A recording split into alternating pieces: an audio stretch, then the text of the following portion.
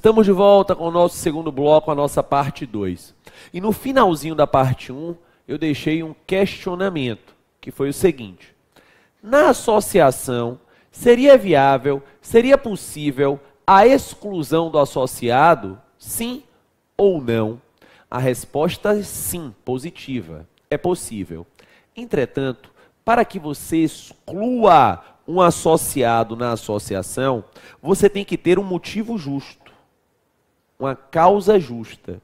E, além disso, tem que ser assegurado direito de defesa e de recurso nos termos do Estatuto. Claro, você não poderá simplesmente excluir o sujeito. Não, não pode.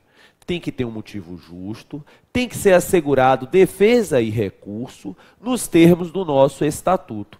A isso a doutrina vem chamando, inclusive, de aplicação do devido processo legal às relações privadas. Porque a relação entre os associados é uma relação privada, tá? A relação entre os associados e a associação também é uma relação privada. Ok? E mesmo nessa relação privada, você tem que ter esse devido processo legal. Então tem que ter um motivo justo e tem que ser assegurado direito de defesa e direito de recurso. Beleza, gente? Ok? Pois bem, venci as sociedades, venci as associações, que como vocês viram comigo há pouco, são espécies das corporações. Mas eu tenho ainda as fundações, tá? Eu tenho ainda as fundações.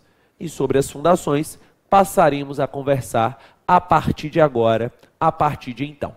Se você volta na aula anterior e verifica lá atrás o conceito que eu lhe dei de fundação, você vai ver lá na aula anterior, quando eu abri o conceito de pessoa jurídica, que eu lhe disse que a pessoa jurídica pode ser uma destinação de patrimônio. E se ela for uma destinação de patrimônio, ela é chamada de fundação, tá? Ela é chamada de fundação. A fundação, ela pode ser denominada também de uma universitas bonorum, ou uma universalidade de bens, tá? Então ela pode ser denominada ainda de universitas bonorum ou de uma universalidade de bens. Esta é a nossa fundação. Beleza. Mas, professor, tecnicamente, né, em um conceito mais técnico, como é que se dá essa fundação? Como é que eu, inclusive, a vejo na prática? Perceba, a fundação, essa universalidade de bens, essa universitas bonorum, ela será instituída através da afetação, da destinação de um patrimônio. Então ela vai ser instituída, eu dizia, mediante a afetação, ela vai ser instituída, eu dizia, mediante a destinação de um patrimônio. E aí vem a primeira dúvida, como é que esse patrimônio é destinado? Como é que este patrimônio é afetado? Pois bem, o Código Civil, no artigo 62, nos diz que há duas formas, duas maneiras de afetarmos este patrimônio. A primeira delas é através de uma escritura pública. E a segunda é através de um testamento. Então eu posso fazer essa afetação patrimonial mediante a escritura pública, ou eu posso fazer essa afetação patrimonial mediante um testamento. Veja só, a afetação através de escritura pública, ela deve ser feita quando o seu objetivo é que a fundação produza efeitos intervivos. O que é intervivos, professor? Entre vivos. E o que é que quer dizer ser intervivos? O que é que quer dizer ser entre vivos? O instituidor vai ver a fundação funcionar. Então, se eu quero instituir uma fundação e eu quero vê-la funcionando, eu desejo que ela funcione durante a minha vida, eu haverei de fazer essa instituição através de uma escritura pública. Essa fundação vai produzir efeitos intervivos, entre vivos. O detalhe é o seguinte, a instituição da fundação através de escritura pública por ato inter vivos, ela é irretratável. Está lá no Código Civil, artigo 64. Ela é irretratável. Não há como o instituidor voltar atrás.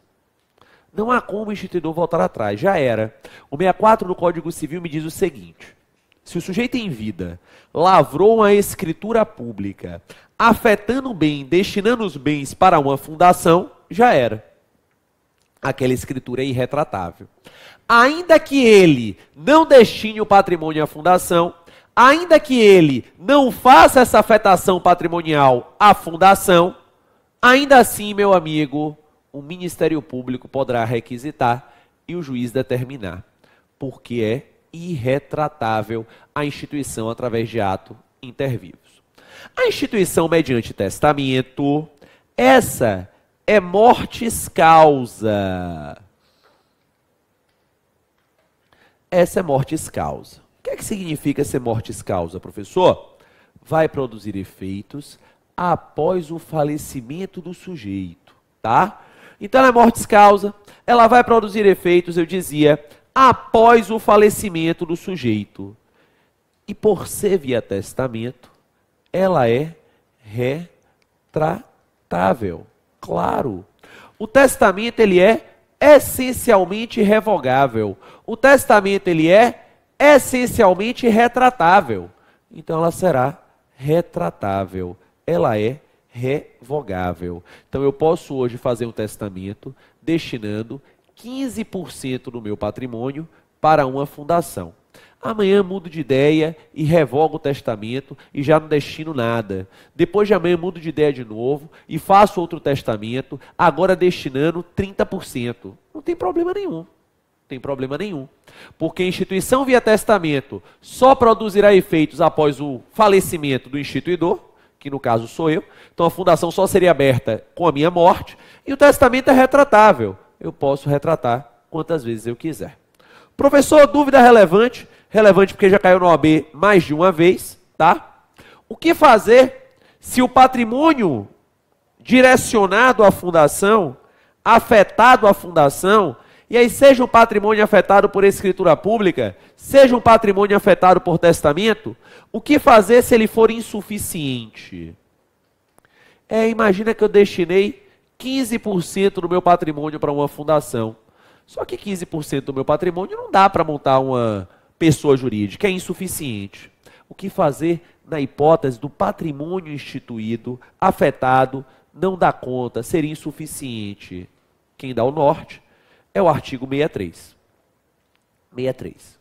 Quando insuficientes para constituir a fundação, os bens a ela destinados serão, se de outro modo não dispuser o instituidor, incorporados em outra fundação que se proponha a finalidade igual ou semelhante. Está lá.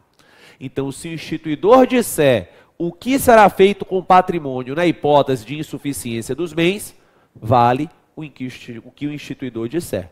Se o instituidor silenciar, não disser, os bens serão incorporados em outra fundação que se proponha a finalidade igual ou semelhante. Isso aí já caiu umas 2 ou 3 vezes na prova da OAB, com essa situação do instituidor não dizer o que acontece na insuficiência patrimonial e o juiz então determinar a incorporação dos bens em outra fundação com finalidade igual ou semelhante.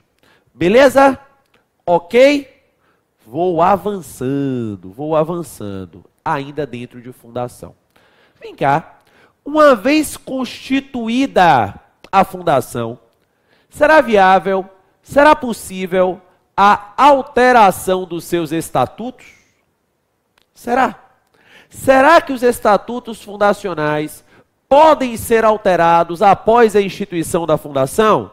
Sim ou não? Sim, podem. Mas, para tanto, alguns requisitos são necessários. O artigo 67 do Código Civil nos traz 3 requisitos cumulativos para tanto. O primeiro requisito é o quórum de 2/3. 2/3 dos competentes para gerir e representar a fundação terão que aprovar. É o nosso primeiro requisito. O segundo requisito, e eu estou somando, é que a alteração não contrarie ou desvirtue a finalidade fundacional. Então, a alteração não poderá contrair ou desvirtuar a finalidade fundacional. O terceiro requisito é que haja aprovação do Ministério Público. E aqui tem um detalhe relevante de uma mudança legislativa de 2015, tá? Detalhe relevantíssimo de uma mudança legislativa de 2015. Qual é o detalhe? O MP, desde 2015, terá prazo máximo para concordar ou discordar da alteração estatutária. O prazo máximo é de 45 dias. Então veja, você vai lá no MP, vai dar entrada, e o MP, em até 45 dias, tem que aprovar ou não a mudança dos estatutos. Se dentro dos 45 dias o MP aprovar, tá beleza, você vai alterar. Se dentro dos 45 dias o MP denegar, você vai buscar suprimento judicial. Vai bater as portas do Poder Judiciário para tentar fazer com que o juiz autorize. Beleza. Então, dentro dos prazos dos 45 dias, MP autorizou, você já altera. MP denegou, você vai buscar suprimento judicial. Agora, se o MP deixar o prazo de 45 dias passar e não disser nem que autoriza e nem que rejeita, você também poderá requisitar ao juiz o suprimento. Agora tem prazo. Isso é uma novidade muito importante, porque antigamente não tinha prazo. Antigamente você apenas poderia requisitar o suprimento judicial acaso o Ministério Público denegasse, tá? Não tinha prazo antigamente. Só que aí você dava entrada no MP e o MP não falava nada e ficava lá, ó. E aí você ficava amarrado. Agora não. Se ficar lá mais de 45 dias, você já pode pedir suprimento ao juiz. Veja, você verificou comigo que o quórum de aprovação de mudança dos estatutos é de 2/3, né? 2/3. Ora, se é de 2/3, eu tenho uma minoria vencida, não tenho? Tenho. Se é de 2/3, eu tenho uma minoria vencida. E essa minoria vencida, diz o artigo 68 do Código Civil, vai ter direito a recurso no prazo de 10 dias. Então, essa minoria vencida, artigo 68 do Código, tem direito de recurso no prazo de 10 dias. Claro, você tem que dar aí o direito da minoria a recorrer. Lógico, claro. Ainda nas dúvidas sobre fundações. A quem cabe fiscalizar as fundações? Bela pergunta, que é respondida pelo artigo 66. Caberá ao Ministério Público do Estado.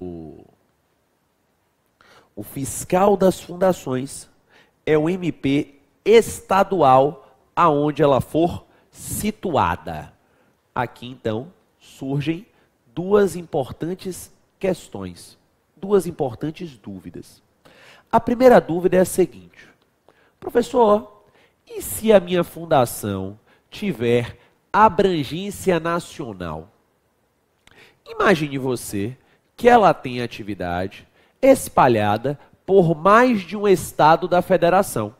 Ela tem filial na Bahia, em São Paulo, no Amazonas e assim vai. E aí, o que fazer?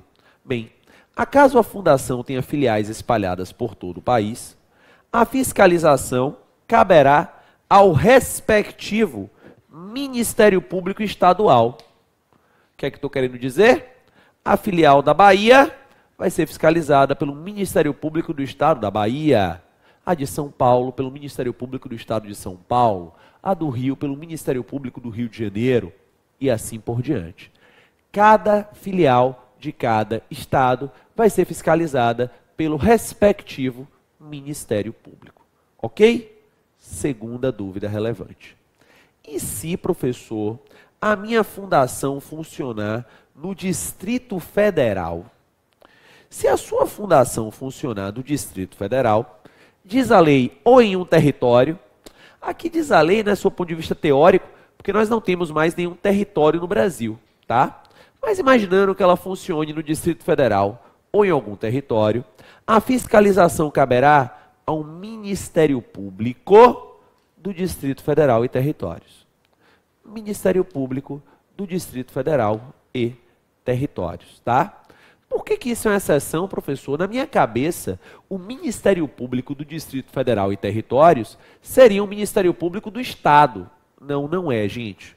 Na organização do Ministério Público, o Ministério Público do Distrito Federal e Territórios, ele faz parte, na verdade, do MPU, que é o Ministério Público da União, tá? Então é daí que vem a pegadinha, né?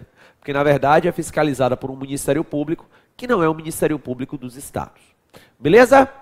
Para fechar a fundação, ele pergunta o seguinte: essa fundação, que é essa afetação patrimonial, né, ela poderá ter quais finalidades? Quais são as possíveis finalidades fundacionais? Estou no artigo 62, parágrafo único, o qual também foi objeto de reforma recente, em 2015. Então a gente tem que ficar atento, porque pode pintar em prova. Olha só, galera, antes da reforma legislativa, repito, antes da reforma legislativa, a fundação apenas poderia ter finalidade moral, cultural, religiosa e de assistência. Então, antes da reforma legislativa, a fundação apenas poderia ter finalidade moral, cultural, religiosa ou de assistência. Beleza.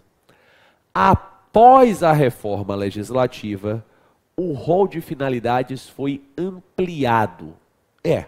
E aí o parágrafo único do artigo 62 passa a nos dizer que pode ter finalidade de assistência social, cultura, defesa e conservação do patrimônio histórico e artístico, educação, saúde, segurança alimentar e nutricional, defesa, preservação e conservação do meio ambiente e promoção do desenvolvimento sustentável, pesquisa científica, desenvolvimento de tecnologias alternativas, modernização do sistema de gestão, produção e divulgação de informações e conhecimentos técnicos e científicos, promoção da ética, da cidadania, da democracia e dos direitos humanos, atividades religiosas. Veja você que nós tivemos aí uma bela ampliação do rol, né? Tivemos uma bela ampliação do rol. Antigamente, antes da reforma de 2015, a fundação apenas poderia ter finalidade moral, cultural, religiosa ou educacional. Após a reforma, nós ampliamos o rol. Dúvida que fica: rol taxativo ou rol exemplificativo? Veja, o parágrafo único do artigo 62, quando vai trabalhar com o rol, fala em somente, né? Fala em somente, tá? O que nos leva a crer que o rol é taxativo. Em especial para a sua prova da OAB, uma prova objetiva de primeira fase, uma prova extremamente legalista, né? Trabalha aí com o rol taxativo. E até porque, gente, o rol agora ficou bastante extenso, né? Antigamente tinha até porque você discutir isso. Quando a fundação só podia ter finalidade moral, cultural, religiosa ou de assistência, né? Dava até para você discutir, mas agora tem mais muita razão de ser. Vou avançando para o nosso tema de número 3, tá? Tema de número 3, direitos da personalidade. E eu começo com um conceito aí. O que é que eu devo entender por direitos da personalidade? Os direitos da personalidade, eles são garantias elementares, garantias fundamentais deferidas à pessoa. Então, garantias elementares, fundamentais, deferidas à pessoa, para que ela tenha o exercício pleno da sua personalidade. Então, são garantias elementares, garantias fundamentais, eu dizia, deferidas à pessoa, para que ela tenha lá o exercício pleno de sua personalidade jurídica. Estes são os nossos direitos da personalidade. Olha só, gente, você na aula passada, estudou comigo o conceito de personalidade jurídica. Foi o conceito de abertura do curso, né? Foi o primeiro conceito que eu trabalhei com vocês no curso, foi o de personalidade jurídica. Você já tomou nota em casa, não precisa anotar, mas só para lhe recordar, a personalidade jurídica é a aptidão genérica de titularizar direitos e contrair deveres na ordem civil. Então você viu comigo a personalidade jurídica. E a personalidade jurídica existe no direito há séculos. Há séculos. Ocorre que o passar do tempo, o evoluir da história, nos ensinou que não basta apenas você conferir personalidade jurídica a alguém. Não, não basta. Não basta apenas que você dê personalidade jurídica a alguém. Isso é muito pouco. Por quê? Porque na Segunda Grande Guerra, por exemplo, os judeus eram dotados de personalidade jurídica. E isto não impediu o Holocausto. Não é verdade? Então, o passar do tempo, em especial o pós-Segunda Guerra Mundial, nos demonstrou que dar personalidade a alguém é muito pouco. Que nós precisávamos ir além. Ir além foi justamente criar uma proteção, ou seja, criar os direitos da personalidade. Então, ir além foi justamente criar uma proteção, ou seja, ir além foi justamente criar os direitos da personalidade. Que, como eu disse, são essas garantias fundamentais, elementares, aí na tela fica muito claro, né? Deferidas à pessoa com o objetivo de que ela tenha o pleno exercício de sua personalidade jurídica.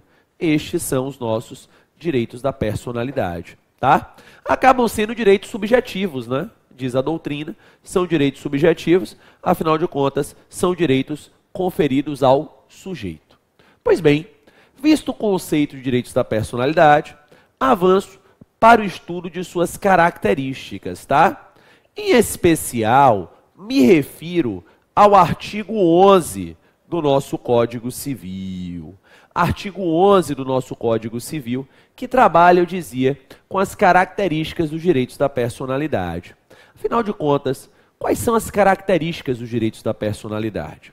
O artigo 11 me diz que os direitos da personalidade são intransmissíveis, são irrenunciáveis, e que o seu exercício não admite limitação voluntária. Leia, são indisponíveis. Então, intransmissíveis, irrenunciáveis e indisponíveis, tá? Pois bem, sobre estas características elencadas pelo artigo 11 do Código Civil, há duas notas importantes. A primeira nota é que o próprio artigo 11 nos dá a entender que essas características não são absolutas. Exatamente.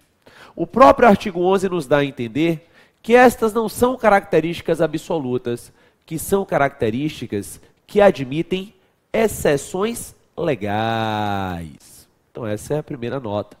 Essa é a primeira notícia importante, tá? Então elas admitem exceções legais, não são características absolutas. Beleza. A segunda notícia importante é que o legislador civilista aqui pontua a doutrina, tá? O legislador civilista aqui, ele foi muito econômico. Muito econômico. Muito econômico por quê, professor? Porque ele diz apenas que os direitos da personalidade têm 3 características. Estão aí marcadas: intransmissíveis, irrenunciáveis e indisponíveis. A doutrina diz, foi muita economia, gente. Muita economia. A doutrina acaba, então, por trazer outras características para além do artigo 11 do Código Civil. O que é que nós iremos fazer a partir de agora, então? Nós vamos estudar as características não só do artigo 11, mas aquelas também tratadas pela doutrina, tá? Então vamos verificar as do artigo 11 e as tratadas pela doutrina. E tendo em mente também que não são características absolutas, que elas admitem relativização. Dito isso, vamos à nossa primeira característica, então, o caráter indisponível dos direitos da personalidade, que na verdade decorre, inclusive, do seu caráter intransmissível e irrenunciável. Então, os direitos da personalidade não admitem transmissão, não admitem renúncia, por via de consequência, eles são indisponíveis, diz o texto legislativo. Não pode o seu exercício sofrer limitação voluntária. Beleza, tá aí.